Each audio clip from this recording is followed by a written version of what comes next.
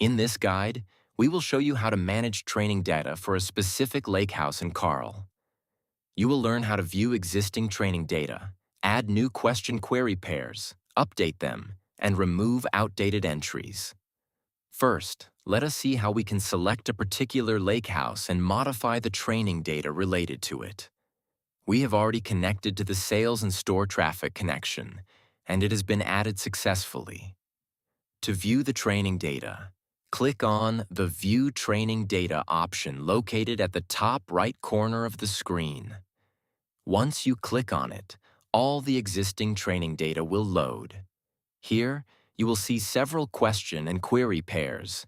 For example, questions such as extract all data corresponding to this, find all loyal customers who made purchases in the electronics category in this format. These are predefined questions that already exist in the system.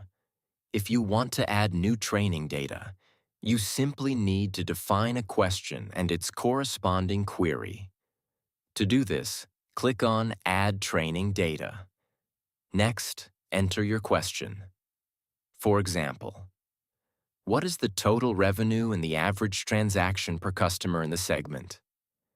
After entering the question, add the corresponding query that answers this question.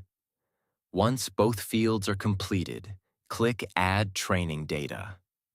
The new training data will now be added successfully. By adding more question query pairs, Karl gains better context about your data and becomes more capable of responding accurately. Sometimes, the training data that was added earlier may become outdated or irrelevant. In such cases, you may need to locate and update or remove it. You can search for a specific entry by either the question or the query. Both search methods work the same way. For example, if a particular question query pair is no longer relevant, you can update it. Simply locate the entry, edit the question if needed, and click Update Training Data.